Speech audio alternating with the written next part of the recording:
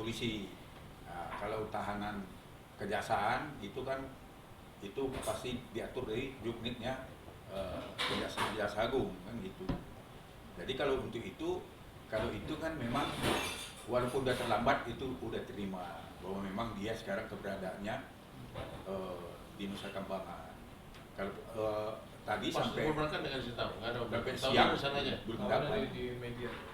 Oke, Bang Adit, mungkin bisa dijelasin Bang. Seperti apa sih Bang? Ketika tahu dan Ya, sebelumnya kan belum tahu ya, sebelumnya belum tahu sama sekali. Saya itu yang kaget itu tahunya di media. Kenapa nggak keluarganya dulu dikasih tahu gitu kan? Terus saya samperin lah ke Tapas ya, Tapas Pinang ya. Terus mereka bilang sudah dikasih tahu, sudah diberikan suratnya ke keluarga. Ya saya bilang dong mana, saya nggak menerima gitu kan.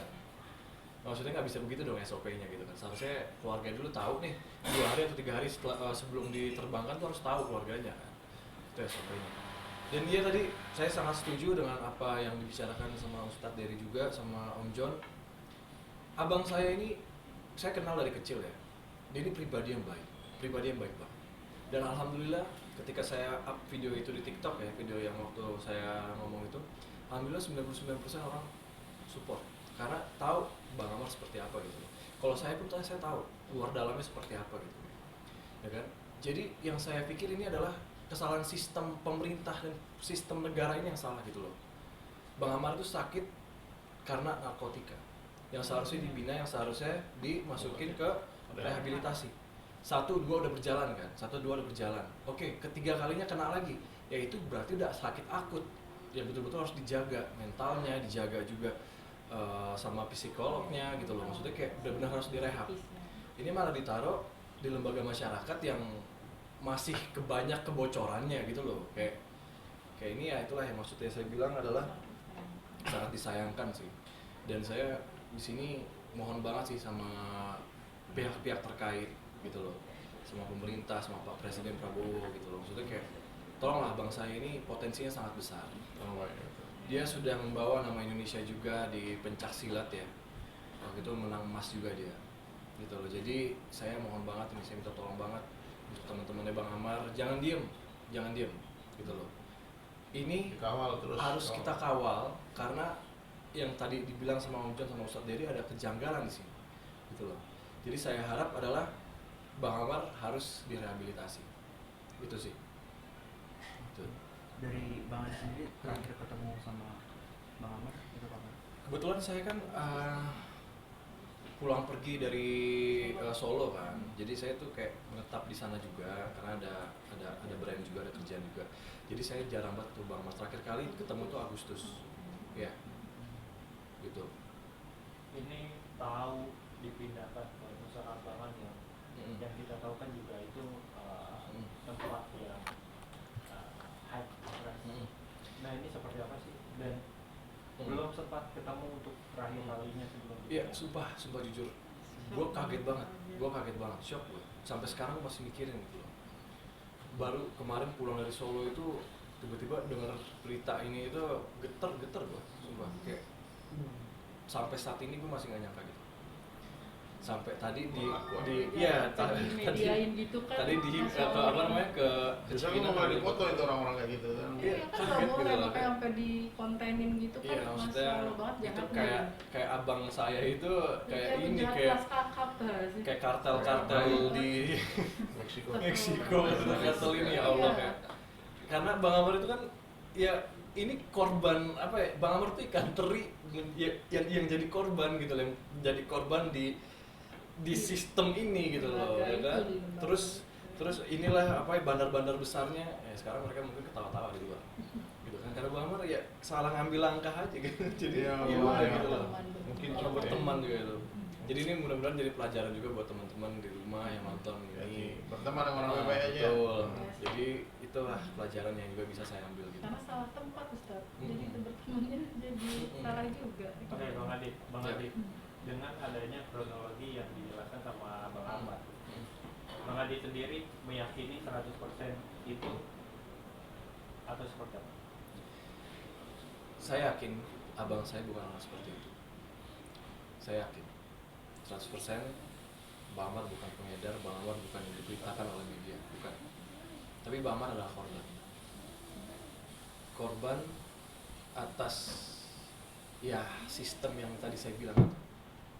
Terus yang apa namanya, yang peredaran narkoba yang masih ada di penjara itu kan sebetulnya ya udah dari dulu kita tahu gitu. Iya udah jadi rahasia umum gitu. Jadi itu sih, saya yakin Bang Amar bukan yang seperti diberitakan oleh media, dan saya selalu support Bang Amar. Kalau misalkan kemarin ada beberapa omongan-omongan dari kabar burung yang bilang keluarganya udah muak, saya udah pusing, saya nggak peduli, itu saya bisa jamin 100% itu tidak benar. Sampai saat ini tetaplah mau bagaimanapun Bang Amar, dia abang saya dan saya akan dukung dia mau gimana pun juga. Gitu. Oke, dokter, mungkin ini yang sering jenguk besuk, seperti apa sih dok perasaannya ketika tahu Bang Amar ternyata sudah dipindahkan ke Wah, shock banget sih. Kayak main roller coaster. Jumat lalu tiba-tiba di kejaksaan, Rabu lalu di kejaksaan, Rabu ini di Nusa Kambangan. Aduh, Masya Allah banget ujiannya Bang Amar tuh. Jadi ya benar-benar nggak tahu, shock. Terakhir komunikasi, terakhir ketemu waktu di kejaksaan. Cuman waktu hari Rabu dia telepon lewat wartel kalau Om Jong mau mengunjungi, dan sebenarnya dia udah ada feeling kalau aku dipindahin cari aku ya, kata dia. Iya, benar, pasti aku cari. Dia udah feeling sih sebenarnya akan dipilih, karena udah ada berita menteri itu kan, ya kan udah rame tuh menteri itu 2 hari yang lalu bicara. Mungkin dia dengar kabar dari temennya atau apa gitu, dia langsung telepon, dia langsung bilang feelingnya aku bakal dipindahin ke sana, kamu sama Om John sama adik-adik aku cari aku ya. Iya, kamu ya cuman bisa nguatin doang, sabar, banyak doa. Itu aja yang bisa aku kasih ke Bang Amar untuk sementara ini, ya banyak doa, support. Pokoknya kita di sini, aku, Adit, Om John, semua teman-temannya Bang Amar akan support, akan kawal kasus ini sampai benar-benar selesai, sampai benar-benar terbukti. Ya, gitu aja. Yes. Abang mungkin tanggapannya dulu mengenai tadi di sana juga sempat ada respon. Di sini tuh Bang Amar termasuk salah satu kategori narapidana yang high risk, dan di sini juga dijelaskan nanti kalau di sana Bang Amar itu kan memasukkan ke lapas super maksimum yang dimana itu ada one security dan one man untuk one cell. Itu mungkin seperti apa Bang? Ya kalau saya nengok, ya saya kan belum pernah nengok yang seperti itu ya. Karena pernah saya ke Nusa Kambangan, ada beberapa kasus klien saya. Ya kalau kita tengok, ya pembinaannya aja yang teratur di sana. Ya kan, kemudian suasananya, kalau sini kan bersempit, kalau di sana kan memang banyak yang kosong. Satu pulau penjara. Satu pulau penjara. Nah, kalau pembinaannya kalau menurut saya dulu ya, kalau saya ke sana itu sama aja dengan penjara biasa. Tapi kalau ada yang seram-seram begitu, saya baru dengar. Apa bagaimana sistemnya, kalau one man apa dan petugas katanya nggak ada, cuma dari CCTV, terus ngasih makannya bagaimana? Nah ini kan kita, kalau memang itu yang terjadi seperti keterangan apa itu terlalu serem kan. Terus kalau terjadi apa-apa nanti Imam Abbas ya berarti kalau ya Imam Abbas tuh yang tanggung jawab. Ya kan menjadi ya jadi seram kan. Seolah-olah kan kalau itu katanya nggak boleh, petugasnya harus di luar cuma menengok, dia cuma sendiri di dalam persel itu. Nah terus makannya bagaimana? Ya kan bisa mati dong kalau puasa terus orang. Nah menurut saya ini perlu diluruskan lagi oleh pihaknya Imam Abbas kan gitu, supaya jangan ada kesan masyarakat nanti di situ tempat sel pembunuhan jadinya, ya kan? Ada indikasi begitu kan, karena petugasnya nggak ada di dalam. Terus dia kalau ada apa-apa sakit, ya apalagi orang dia kan orang adiksi, kecanduan, kan bisa suatu dia sakau. Nah, siapa yang tanggung jawab? Karena dia nggak pernah diobatin. Nah ini kan perlu juga dipertimbangkan. Itulah aku bilang Amar ini kan udah jelas sejarahnya, historisnya kan dari penyalahgunaan narkotika, pecandu kan. Nah pasti kan ya sakau itu kan pasti akan terjadi. Nah ini kadang-kadang banyak humas sih kadang-kadang bagaimana ya, sesuatu itu belum dipertimbangkan betul ngomongnya, itu akhirnya menjadi kecemasan sama masyarakat. Panik. Jadi panik orang ini kan, ada apa? Dan kemudian ya kalau menurut saya kalau memang itu yang dilakukan kepada kejahatan yang besar, padahal amar ini harus dipahami loh. Biar sekali lagi publik harus tahu bahwa amar ini penyidikannya tingkat polsek. Nah kalau udah ke polsek kan berarti udah tahu dong alat buktinya berapa. Kan gram-graman bukan ada kiloan.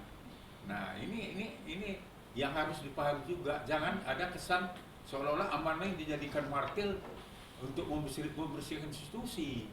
Nah ini kan nggak boleh juga gitu dikorbankan.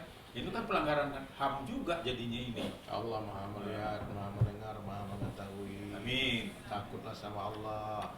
Semua yang terlibat dalam proses amar takutlah kepada Allah. Dunia sementara, akhirat selamanya. Pengadilan akhirat ada nanti. Dunia ini bolehlah ya, buat suka-sukanya, tapi nanti di akhirat ada. Pokoknya siapapun yang merasa dizolim oleh sistem peradilan ini, angkat tangan Allah, turun tangan Allah bantu kalian, insyaallah. Mungkin itu saja pelajaran oke. ini. Kita mau besok ada Ya udah jadwal. malam. Syukran ya, kalian beritakan yang baik-baik ya. Tolong di framing yang positif, Umar. Amin. Makasih.